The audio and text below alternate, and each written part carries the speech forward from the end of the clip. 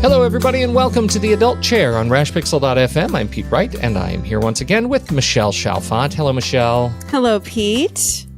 You know, I was going to say happy birthday, and that would feel reminiscent of last week because it really was your birthday. Yes. But now I want to say happy birthday because it's our birthday almost. Yes. The show is almost 3 years old as we record this. Holy cow.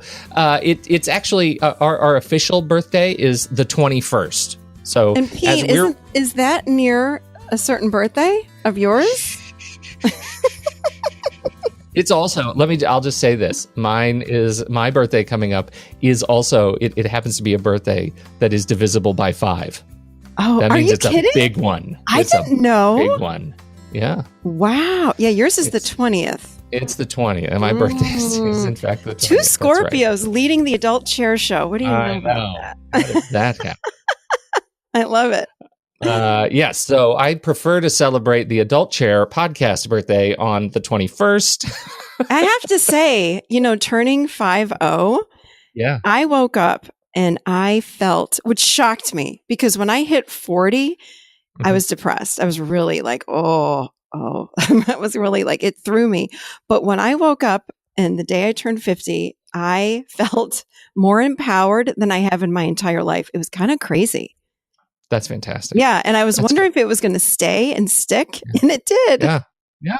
I really feel fantastic. It's totally transformational. It really is. I mean, it's totally how you do it. When I turned 40, I was, I think I was okay. I wasn't like despondent. But I found myself, I went inside myself for a while, it was like trying to figure out what does this mean? Have I accomplished what I thought I would accomplish when I was 20, thinking about 40? And in some cases I had, in some cases I did things that were totally unpredicted. Like I had no idea that I would, spend a lot of time in Asia. I had no idea that I would, there's none of this stuff I thought I would do. And so, once I kind of came to terms with the fact that life is a journey of improvisation, everything got better. Right. Yeah. And now here I am, turning another big birthday, and I really feel like I'm embracing it. Michelle, I am growing the crap out of this beard. I know. I like it. Growing the crap out of it. It is. My wife went to LA for a couple of days, right? She comes back, she says, oh, yep, beard is still growing, isn't it? Grizzly isn't Adams. You're just really going. That's what I think I'm going to do for my birthday. I'm going to go to, Portland. We have hipster gentlemen's barbers here who specialize in beard stuff. Michelle, I can practically twirl it now, like my mustache. I think you need to post a picture for us, Pete. I look like a diabolical villain from 1823. Put a black top hat and cape on me. But it's fascinating how just that sense of perspective. Turn the page over, and all of a sudden it's easier to see kind of what the future has in store. So I'm really celebrating it, and certainly love to hear that you're doing the same. I really feel great at 50. It's really great. Yeah, it's sort of like you're reborn on that day. It's very strange. It feels very good. Yeah. So yeah. anyway. Yeah, that's really good. Well, speaking of age, our podcast topic today: how to end suffering. Yeah. I know, why is that so amusingly grim to me today? I don't know. This is so we're going to talk about how to end suffering. Before we dig in, make sure you head over to theadultchair.com to learn about the show. Sign up for free to our mailing list. We'll send you an email. If you don't want to deal with all the technology of podcasts, just sign up for the mailing list. We'll send you an email and send you every week. We'll send you a note with a direct link so you can play the podcast right on the website. You don't have to subscribe to anything. You don't have to do anything. It just comes to your email, and you click on the link and press play. Like, that's it. It's very, very simple. And we've had some questions. Yes, the email that you get when you go to the website and press play, that is the podcast. It's the same thing that people are listening to in iTunes or in Overcast or whatever podcast app they choose to use. It's the same thing. So if you're listening on the website, that you're not missing anything by doing that. The podcast just makes it a little easier. And, we've also had some questions because of iTunes. We were asking for kind reviews on iTunes, and you all have been fantastic. We've gotten some great emails. Part of it is part of the frustration that we have noted is that it's hard to leave and confusing to leave a review on iTunes, and so I'm hoping to set that straight once and for all right here. And I'll even probably record a little video and put it up on our YouTube page. That would be great. Yeah, I think so. In iTunes, because you spent way too much time looking for this yourself. I couldn't even find it. But I'm not a technology person, so Well, and so I certainly want to be respectful to that, because I know I tend to take that for granted because I've spent so much time knocking around in this stuff. The secret I think that unlocks the door to iTunes reviews is you have to be in the store, not in your library of podcasts. So you've already subscribed. Great. If you're looking at just the latest episode, you can't just jump in and leave a review from there. It's very confusing. That would make it too easy. It would make it too easy. That's right, Michelle. We want people to work and struggle to make life feel rewarding at the end. So instead, you open up the store, the podcast store, and you can just search for the Adult Chair. And once you do that, you'll see the little thumbnails of all the podcasts. You'll see a picture of Michelle. It says the Adult Chair. Click on it, and you'll be on the list, the details list of all of our episodes in the store. And this is where you subscribed the first time, right? This is the same place you would have subscribed to the show. Well, now, instead of subscribing, you'll see 3 words right across the top underneath the title, The Adult Chair with Michelle Chalfant. Underneath that, you'll see details, ratings and reviews, and related. Click on ratings and reviews, and then right down under the words customer reviews is a button that says write a review. And that is where you add your words on the show. And once you do that, that shows up and in the list, and it helps us out, and we sure appreciate it. So that's the how-to. That's the Michelle Chalfant Memorial how to leave a review in the podcast. You're welcome. That's the secret, though. It's in the store, not in your library. In the store, not the library. Okay, here we go. Let's talk about suffering. Yes. Well, how did this come up, and why did it come up the week before Thanksgiving? Well, because this is I think people get stuck in suffering year round, but I noticed that around the holidays, it can get worse for some people. So I thought it was an appropriate time to really talk about this. But honestly, I mean, it happens with us all year round. And I realize also people don't know how to get out. We don't know how to end that suffering. And it's like quicksand. We step into it a little bit, and then it just sort of gets worse and deeper and worse and worse. And it seems to swallow us up. So I do want to talk about suffering and what we do with suffering from the perspective of the chairs, using the adult chair model. How can we end suffering? How do we quickly get out of suffering? Pete, I'm going to quiz you. Yes, ma'am. Oh, no. Okay. What is the component of the adolescent chair? Well, first I'm going to say we suffer from the adolescent chair. Yeah. So what is the part of the adolescent chair? It's one of the components of the adolescent chair that creates suffering. It's only been 3 years that you've heard me talk about this, so you better get it right. I know, but see, this is the problem, is that,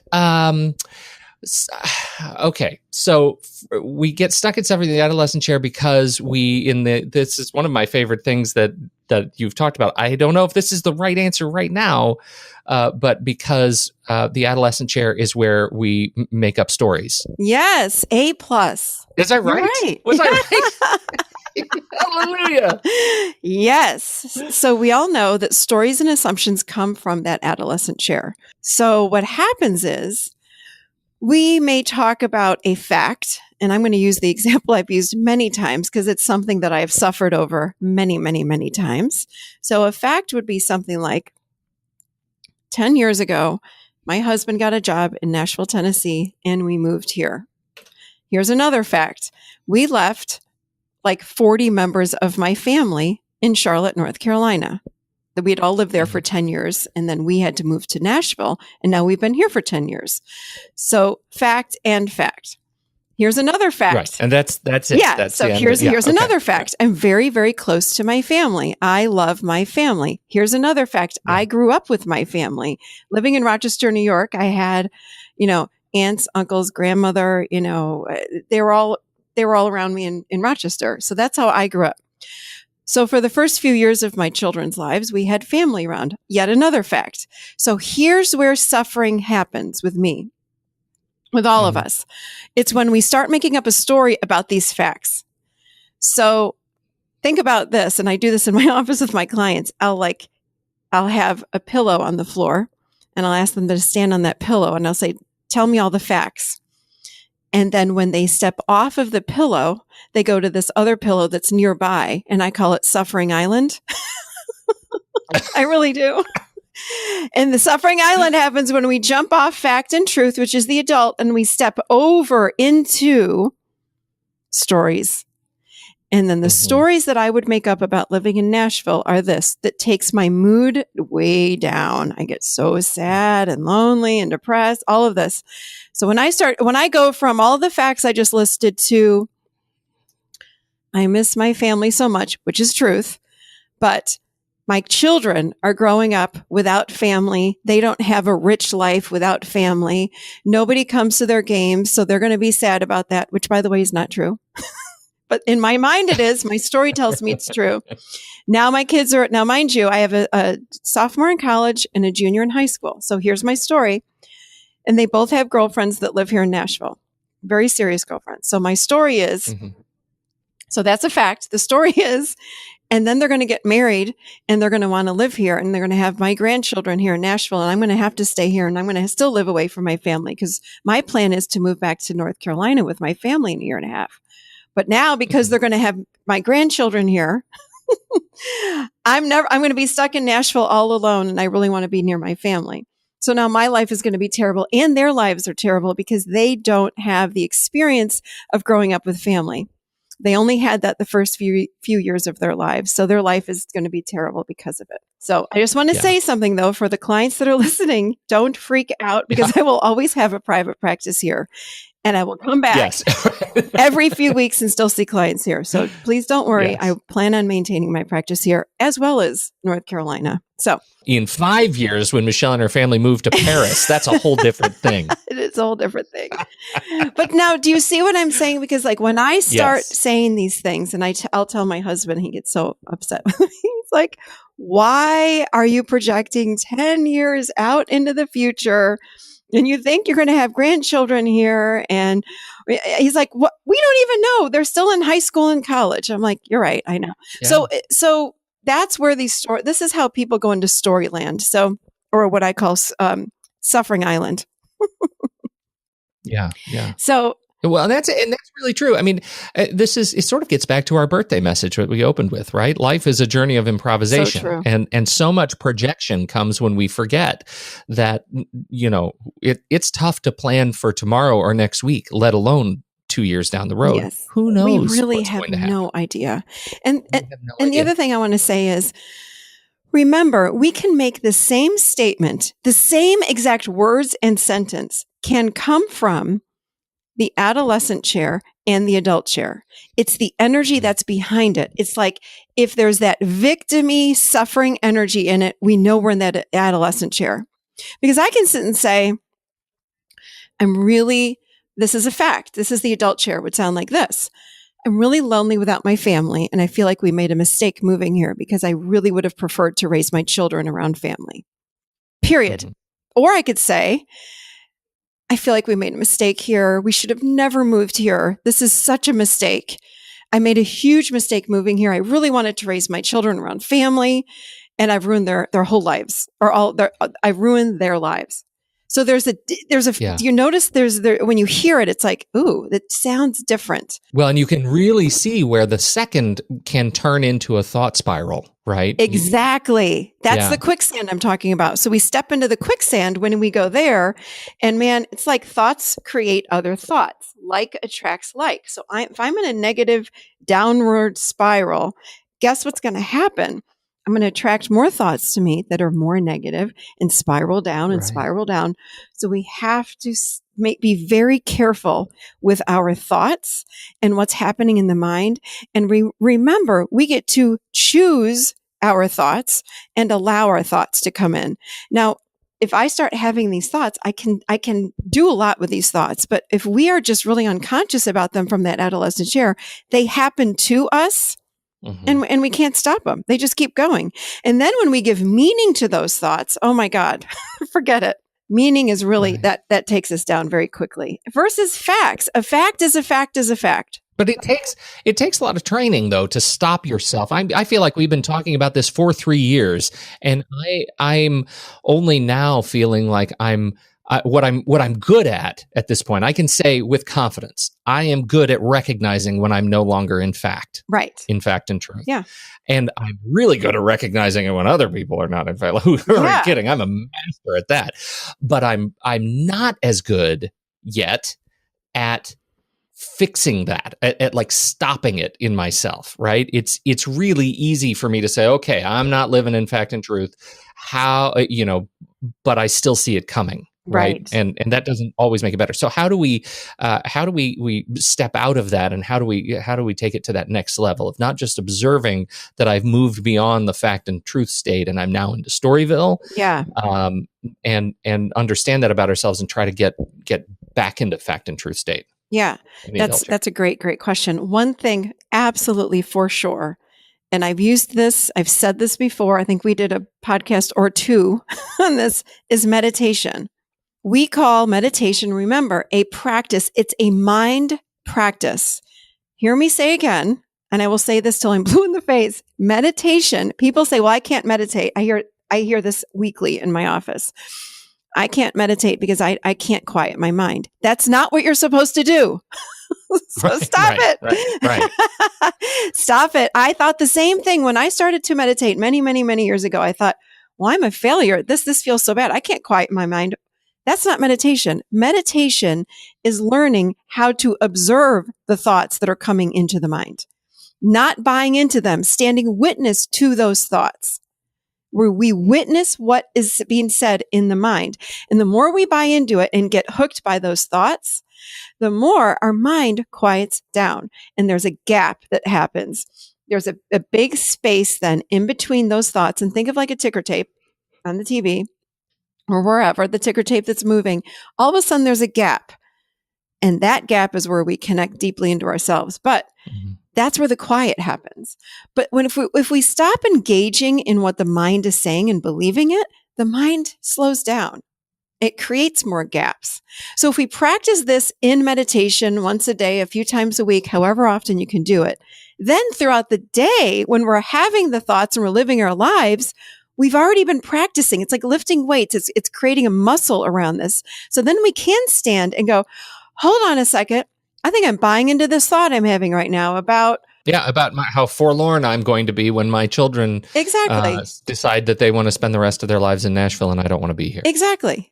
And there are people I've talked to that say, I'm dating this girl and I reached out to her and I haven't heard back, or I texted her and she hasn't texted back in 2 days. I think that and then here's the suffering in the story. Well, she's probably going to break up with me, or she doesn't like me, or she blah, blah, all this stuff. And then we find out maybe that's true. I'm not saying, to live in fantasy land like that's not true, but perhaps it's true. Perhaps it's not. The thing we need to do is stay in the moment and live from the observer seat. And we don't do that well. We buy into these crazy thoughts that the mind has. It's always producing thoughts throughout the day. I think we have, something like 100,000 thoughts a day. It's insane how many. So our job is just sit and watch them. And when we practice meditation, it keeps us in our adult longer throughout the day because we sit in the seat of the observer, which is a characteristic of the adult chair. You know what just occurred to me too is that once you, as you practice meditation, once you and start telling yourself, this is I need to stop this spiral. I need to get off of this because it's not helping me, and I don't know the answers that I'm making up a story around. It changes the way you interact outside of meditation, right? You get to make a choice about whether or not you want to actually find the fact and truth that will address that story that you've been making up, right? It makes you a much more sort of adult chair, interactive participant in your world. Exactly. Yeah. Yes. So then when it happens throughout the day, we're sitting back and we're going, hold on, I don't need to listen to that thought. Think about like if I you're can pick up the phone and call this person that I'm making up a story about. Oh, I that's can call the them and ask best. them. That busts stories so fast. So if I'm stressing about somebody or I think I've done something wrong because they haven't called me back, I will call them and I'll say, listen, I'm making up a story that you're mad at me. Can you tell me if that's true or not? No, but 9 out of 10 times it's like, no, what are you talking about? Yeah. Or I'm making up a story that you now have a chance to work on it. Exactly. Yeah. Yeah. We want to bust stories and cutting to the chase like that is fabulous. Another thing we can do is, again, we are mostly sitting in that more unconscious kind of state throughout the day, which is the adolescent chair. We're just sort of going throughout our days like little robots. And again, that's when we're not aware, when we don't bring consciousness in, which is what we do from the adult chair, we are reacting to these thoughts. We're allowing these thoughts to come in and we're buying into all of them. So when that happens and we like kind of wake up and go, oh my God, I'm like starting to suffer over this story I'm making up. I say out loud all the time, I'll be like, stop. Stop. I might like stop my feet on the ground, not because I'm angry, just because I'm just trying to change my state. I might jump up and down. I'll change rooms. I'll do something to say, okay, this thought is not benefiting me in any way. So I'm going to stop thinking it and I'm going to change whatever I'm thinking about. But first I'm going to change my state. So I might yell, stop, whatever you want to do, break your state, because the unconscious sleep state that most of us live in all day doesn't help us because we start buying into all these thoughts that are trickling in throughout the day. Absolutely. And the last thing is I do this all the time too. I'll just say, hold on. This is another way. Instead of saying stop, or maybe after you say stop, ask yourself, wait a minute. What's fact and truth right now? And the key is, what's fact and truth in this moment? Oh, my son's a junior in high school. My other son's a sophomore. Okay. I just got them both married with children. Yeah, they're married with children living here. And I'm far away, only coming in to see clients once every few weeks. Right. You know, it's like, and they're not going to have time for me because, by the way, they're not going to know me very well because I don't live nearby them. I mean, it can go on and on, right? And so it's like when you say it like that, when you say it from that perspective, it sounds ridiculous. Isn't it crazy? I know. Yes. But we live like this every single day. Like every single day. Totally turn the table on it. Yes. Yeah. We live every single day like this. Everyone, I don't care who you are on the planet, we let these thoughts, we buy into these thoughts that come in 100,000 a day and we listen to them. So I'm asking you and inviting you to stop listening. We have to become story busters. Yeah. And by the way, living with fact and truth is kind of boring. And our ego doesn't like that. We like a little bit of an adrenaline rush. Yeah. You know, an addiction we're narrative creatures. We want the story. We want the story. It's juicy. It's so boring. Yeah. Think about the news. Yeah. Right? You know, boring news people don't want to listen to. So they go to the extreme and it's like, oh, so-and-so got killed. So-and-so, it's like crazy stuff. And it lights us up. It lights those adrenals up. We like that adrenaline rush. It feels good. And by the way, suffering can be an addiction. We can be addicted to suffering. Huh? Yeah. Talk more about that. Yeah. So we can be addicted. You know, people think when I say, oh, so-and-so is an addict or has an addiction, right away, people think typically drugs or alcohol, sex, porn, you know, gambling, like those are the top, right? No. Remember what an addiction is. An addiction we do from the adolescent chair in order to numb out our emotions from the child chair. That's where all those emotions are. So yes, drugs and alcohol, porn, sex, all that stuff numbs us out. However, if I'm on a constant adrenaline ride of suffering, that's going to numb out all my emotions. I don't really know what my true emotions are because I'm living in suffering. Suffering can be an authentic emotion, suffering and sadness, or suffering can be from the adolescent chair. It's just something I'm doing so I don't know and I don't have to tune into what's happening in my child chair. Same with drama. People are very addicted to drama. People are addicted to chaos. If we grow up in a chaotic household and then we become adults and we get married, guess what? We're going to create chaos unconsciously because that's our norm and that feels good to me. So I don't know what it's like to be calm and peaceful. So I'm going to create chaos. If I grew up sad in my house and suffered a lot, and my mother did that, my dad did that, or my grandmother, guess what? That's what I learned. That's how they numbed out their emotions. That's what I'm going to do when I grow up. All of it is unconscious. So we want to become conscious about what we're doing. Listen to people around you and take responsibility for your lives. So if somebody says to you, wow, you have a lot of drama that follows you around, or you have a lot of chaos in your life. Do you know that? Most people aren't saying that to be mean. They're mirroring it for us because we can't see it when we're in it. Yeah, right. So the more we hear that stuff, we want to pay attention and go, hold on, could that be me? Could that be true, what these other people are saying? Because I keep hearing that same line. I'm creating a lot of chaos. I'm creating a lot of drama. Maybe I'm codependent. There's another addiction. I'm addicted to taking care of other people instead of me, or putting me last. And when I'm last, I never get any energy in the end. It's like, I don't ever have time. So that's another addiction. So we have many, many addictions. And the way to break all of these, again, meditation, stop, and what's fact and truth? We have to bring consciousness in. We do that from our adult chair. I simply say out loud, I need my adult, or what is fact and truth? And boom, there's consciousness. I'm waking up out of that dream state that we float around in all day. We just do. We're creating new trigger words for us. Yeah, we're just little really positive, healthy little triggers. Robots all day long. Yeah. And I'm not judging. That's just how we are. That's how we exist. Yeah. I think I brought up that example that one day I got up. I was in a fine mood. I showered. I fed the dogs. I sat down to eat breakfast, and I was about to do yoga, and I'm like, wow, I don't think I've been in my body the whole time. Or I was I did it all. I said hello to I wasn't depressed. I wasn't sad, but I realized I've not really been fully in here in my body, not conscious. I was in that dream state. So we want to bring in consciousness and be in the moment, in every moment, as best we can. And it does take practice. But we can start doing that in little steps by just saying, hold on, I'm in suffering. What's fact and truth? I'm making up a story. What's fact and truth? We want to become really, really aware of what we're thinking and choose, does that thought feel good, or does that thought not feel good? Abraham Hicks says that all the time. Choose the thought that feels best. Throw the rest out.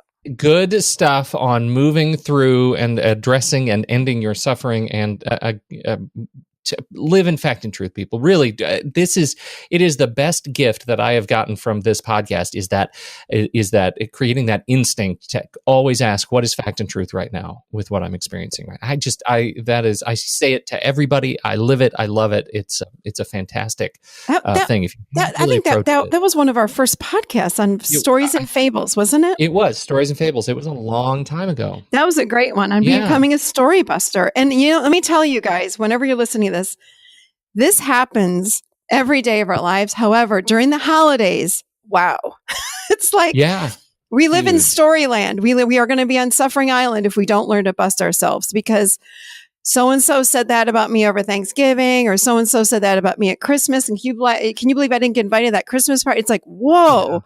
We're going to land in suffering if we don't get really conscious. So get conscious. This is what I hear all the time. I hope this year isn't like last year. Exactly. That's a story. You're making up a story, and you're pretending that this year is going to be miserable because last year was miserable, and that doesn't have to be. You can own it. Exactly. I love it. I love it. We are taking actually the Thanksgiving break off. There will be a show. It's actually a wonderful radio interview, another radio interview that Michelle did with our friend Ramona Reed. We're going to rebroadcast that next week. So no current show next week, but we will be back the week after to recap some other good stuff. I don't even know what we're talking about. It'll be a surprise for everybody. How about that? I know what it is. I know what we're talking about. It's a surprise. Happy podcast birthday once again, Michelle. Yay! Thank you, Pete. If it weren't for you, we wouldn't be doing this. So thank you. And happy birthday to you, Pete. Happy real birthday to me. Happy real birthday and podcast birthday. Thank you. Thanks, everybody. Thank you. On behalf of Michelle Chalfant, I'm Pete Wright. We'll catch you next time after Thanksgiving, right here, seated firmly in the adult chair.